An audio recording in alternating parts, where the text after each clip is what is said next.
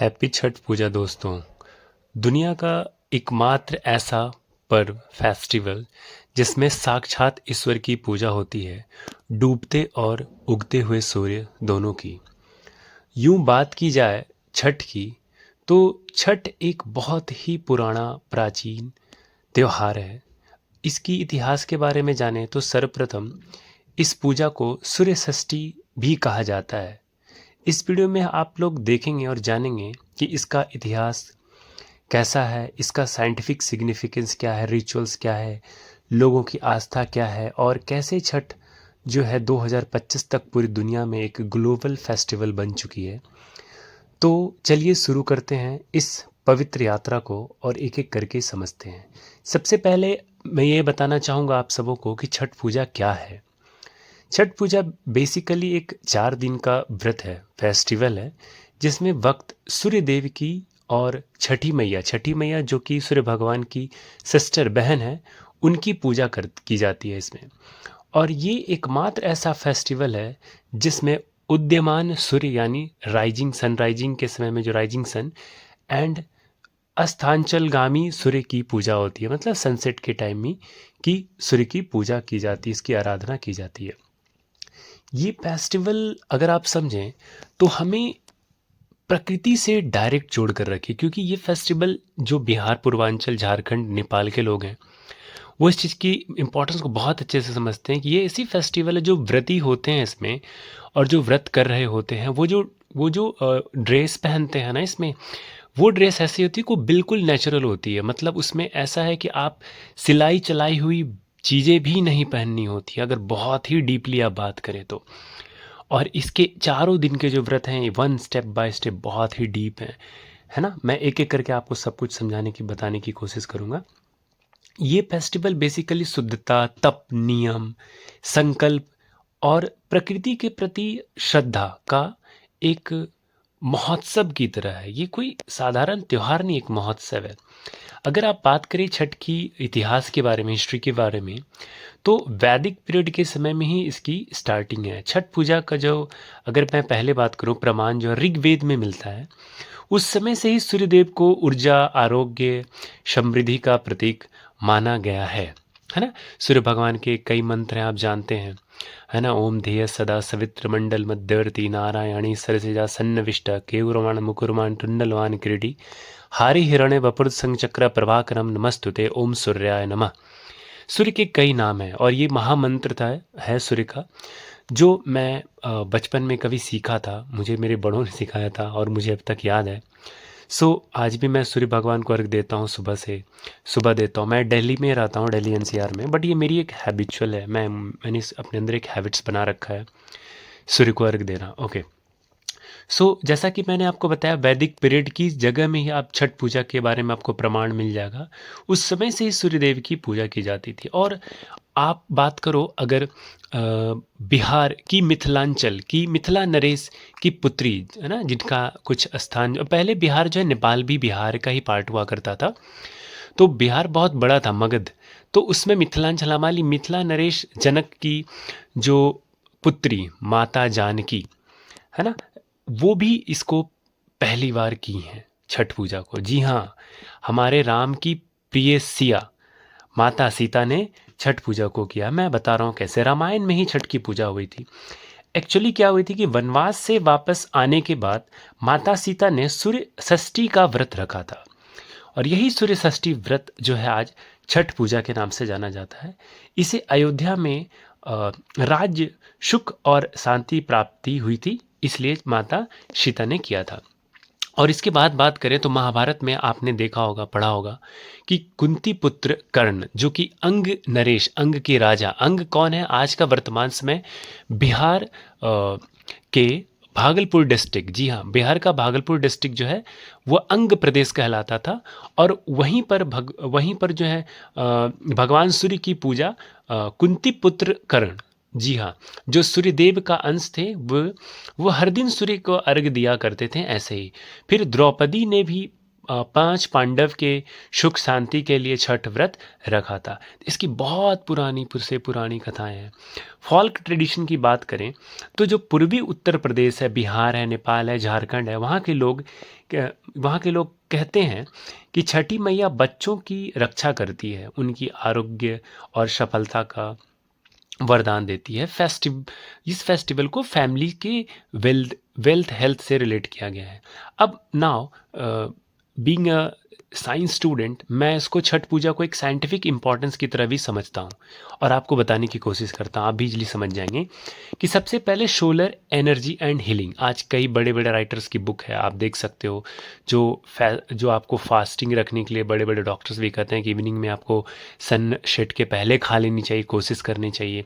जितने भी body builders हैं, कई लोग बोलते हैं कि आप 8 बजे के पहले खा लो, 7 बजे तक खा लो, कई डॉक्टर्स 8 बजे के पहले खाना खा लेते हैं। तो इसके पीछे डिफरेंसेस क्या है, रीजंस क्या है कि आपको जो गैप मिलेगी डाइजेशंस और इनटेक के समय में, तो वो तो चलो एक कैजुअल बात है। लेकिन यहाँ पर जो सोलर एनर्जी और हीलिंग की बात है, खैर करके छठ पूजा के समय मैं उसको बताने जा रहा हूँ कि सूर्य की जो अल्ट्रावायलेट रेज है ना, अर्ली मॉर्निंग में और सनसेट के टाइम में सबसे ज़्यादा बेनिफिशियल होती है। तो इस समय बेसिकली मेडिटेशन जो होती है सनलाइट के समय में, हमारी इम्यूनिटी और हमारी बॉडी को डिटॉक्सिफाई करने का काम करती है ना। दूसरा, जो अर्घ देने वाले जो व्रती होते हैं ना, वो अर्घ देते वक्त पानी में खड़ा रहते हैं, जिससे हमारे उनके बॉडी की एनर्जी बैलेंस कर रहती है, और ये जो है ना उनकी मेंटल क्लैरिटी और इमोशनल स्टेबिलिटी को इम्प्रूव करती है। और अर्घ देते वक्त जो पानी में खड़े रहते हैं ना, उससे एनर्जी बैलेंस तो होती ही होती है। फिर अगर आप चेक करो, इसमें जो 4 दिन का व्रत होता है ना, इसमें बॉडी कंप्लीटली डिटॉक्स हो जाती है ना। जैसे निर्जल व्रत बॉडी को डीप डिटॉक्स देती है, फिर प्यूरिफिकेशन डिसिप्लिन से मेंटल पीस आ जाती है। तो छठ पूजा के जो 4 दिन है ना, स्टेप बाय स्टेप मैं आपको बताता हूँ ये कैसे कैसे होती है। सबसे पहला जो डे 1 होती है ना, वो होती है नहाए खाए। मेरे जितने भी बिहार के मित्र हैं, फ्रेंड हैं, है ना, जिनके घर में ये हो रहे हैं या होती हैं, तो उनको उनसे सुनकर, उनको देखकर, समझकर मैं और भी चीज़ें आपको समझा पा रहा हूँ। तो पहले दिन जो होती है नहाए खाए। तो नहाए खाए के दिन क्या होती है, जो व्रती होते हैं वो सुबह नदी, तालाब, रिवर जो भी होती है इनके आसपास की, रिवर सोर्स मतलब वाटर सोर्स, उसमें वो स्नान करके आते हैं। फिर उसके बाद जो है बिटर गॉड लौकी की सब्जी बनती है, चावल बनती है और चने की दाल बनती है, जिसको वो सात्विक भोजन के तरीका से ट्रीट करते हैं, बनाते हैं और उसको खाते हैं। फिर सेकंड डे 2 में होती है खरना। इसमें क्या होता है, पूरा दिन निर्जल व्रत रखना पड़ता है जो व्रती होते हैं उनको। शाम को फिर गुड़ की खीर, रोटी और फ्रूट सैलेड, है ना, फ्रूट सैलेड नहीं, फ्रूट्स विदाउट नमक, मतलब नमक भी उनको यूज नहीं करना होता है, प्रसाद के लिए चढ़ाया जाता है और उसको वो व्रती भी खाते हैं। इसके बाद जो इसमें क्या होता है कि बहुत आसपास के लोगों को भी बुलाया जाता है खाने के लिए, जो परिवार के लोग होते हैं, गांव में या पहचान के लोग होते हैं, उनको बुलाया जाता है। फिर शाम को जो है गुड़ का खीर, रोटी और फ्रूट्स, यही शाम को खिलाया जाता है। इसके बाद होती है असली परीक्षा स्टार्ट इस पर्व की, और वो है 36 से 48 घंटे तक की निर्जल व्रत शुरू होता है अब यहाँ से। इसके बाद व्रती जो है कुछ नहीं खाएंगे। तो डे 3 में संध्या अर्घ्य शुरू होती है। तो ढलते सूर्य को अर्घ्य दिया जाता, आपने उगते सूर्य की तो अर्घ्य दिया होगा, लेकिन ये ऐसा पर्व है जो आपको ये बताता है कि अंतः अस्ति प्रारंभ। अगर किसी का अंत हो रहा है तो वो आपका नया प्रारंभ भी होगा। ऐसा भी हो सकता था छठ पूजा में कि पहले दिन जो है उगते हुए सूर्य की पूजा की जाए, फिर अगले दिन शाम को डूबते हुए सूर्य की पूजा कर दी जाए और शाम को पूजा खत्म की जाए। लेकिन नहीं, आपका अंत ही आपके नए चीज़ों का प्रारंभ है। एक साइंटिफिक और एक बहुत बड़ी मोरल आपको इथिकल वैल्यूज़ ये प्रोवाइड करती है कि संध्या अर्घ में ढलते हुए सूर्य की अर्घ दिया जाता है। व्रती पानी में खड़े हो जाते हैं और बेम्बो की बास्केट होती है, उसमें फ्रूट्स रखे रहते हैं। और सबसे मेरा फेवरेट ठेकुआ है ना, वो बहुत ही अच्छा लगता है। वो ठेकुआ की चीज़ें होती है ना, और साँच और बाकी प्रसाद फ्रूट्स सारे रखे होते हैं, नींबू, बहुत सारे टाइप्स के सेव, एवरीथिंग। सो फिर डे 4 होता है उषा अर्घ्य, जिसको मॉर्निंग पूजा कहते हैं, और ये फाइनल डे होता है। तो उदीयमान सूर्य को अर्घ्य दिया जाता है, राइजिंग सन की इसमें पूजा की जाती है, और व्रती जो है व्रत तोड़ते हैं और सबको आशीर्वाद भी देती हैं, और सब लोग जो है यहाँ पर फिर उसके बाद अपनी पूजा को कंप्लीट कर लेते हैं, और ये चीज़ें ऐसे पूरी होती है। फिर मैं आपको बताना चाहूँगा छठ पूजा एक कल्चरल फेनोमेनन की तरह है। ये बिहार की ना आत्मा है, बिहार की पूर्वांचल की आत्मा है, फेस्टिवल की आत्मा है। क्योंकि ऐसा फेस्टिवल जैसे नवरात्रा में कैसे एक अलग ही पूजा होती है, बाकी हमारे हिंदू सनातन में जो है, सनातन धर्म में ऐसे ही कई पर्व हैं, लेकिन ये पर्व छठ जो है एक अद्भुत है, प्रकृति से आपको डायरेक्ट, मतलब मैंने पहले भी बोला कि साक्षात ईश्वर की पूजा, सूर्य साक्षात ईश्वर, सूर्य को नारायण, सूर्य नारायण कहा गया है सनातन में, इसमें पूजा की जाती है।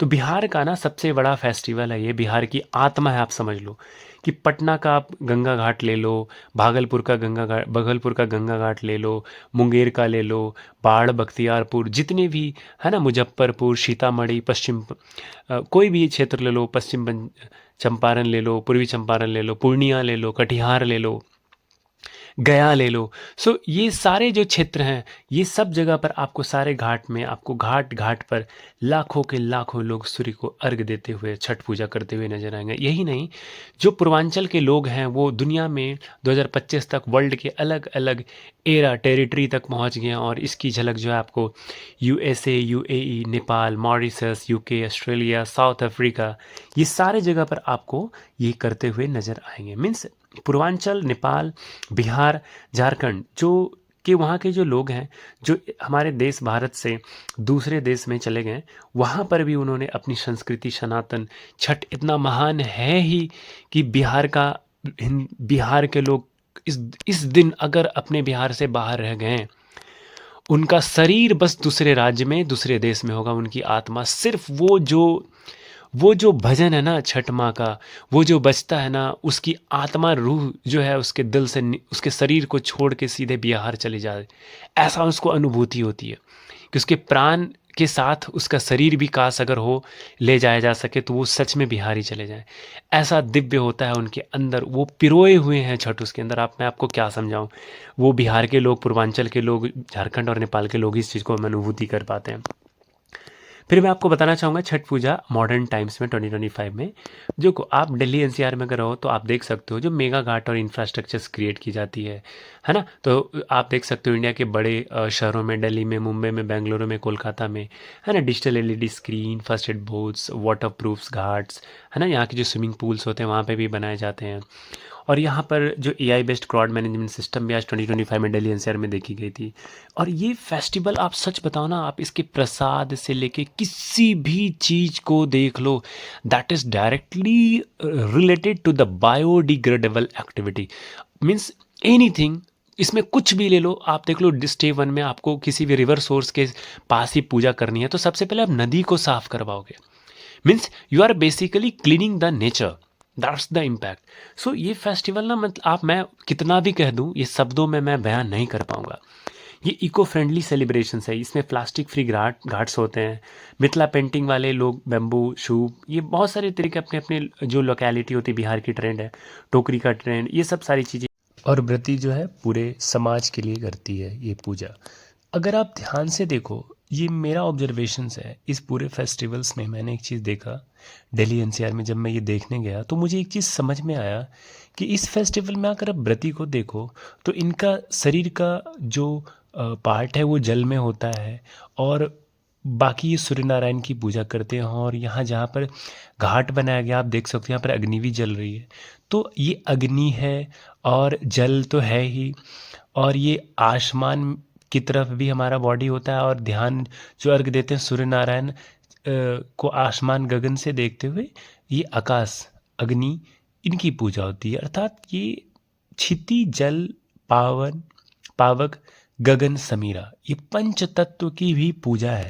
क्योंकि हमारा दृष्टिकोण, अभी मेरी दृष्टिकोण में मैं देख रहा हूँ, जो मुझे समझ में आ रहा है, आप देख सकते हो यहाँ पर ये अग्नि जलाकर डाला जा रहा है, ये जल में जल रहा है, और ये सूर्य नारायण की पूजा हो रही है। तो इसमें कहीं ना कहीं हमारे पंच तत्व से भी रिलेटेड चीज़ें हैं जो इसमें पूजा की जा रही है। यानी पूर्णतः this festival is 100% related to nature, directly proportional to nature, I will say. So overall मैं आपसे ये कहना चाहता हूँ कि छठ पूजा आस्था, प्रकृति, नेचर, साइंस यानी विज्ञान और स्वास्थ्य का एक आदर्श समन्वय है। It's a combination, it's a mutual combination जो आधुनिक चिकित्सा विज्ञान द्वारा भी मान्य एक टेक्नोलॉजी, इसका नाम है शनवात या हेलियोथेरेपी, जिसको कि सूर्य चिकित्सा के सिद्धांतों पर आधारित ये पर्व है। और इतना ही, और मैं आपको बताना चाहता हूँ जो छठी मैया है वो ब्रह्मा की पुत्री मानी जाती है। So that's all for today. आप सबों पूरे देशवासियों को, और मैं बोलूँगा विश्व में स्थित हमारे सारे सनातनी, हमारे हिंदुस्तान के सारे लोगों को एक बार फिर से हैप्पी छठ पूजा। जय छठी मैया। ओम सूर्य नारायण, जय सूर्य नारायण, ओम सूर्याय नमः। Thank you for watching. Have a nice day.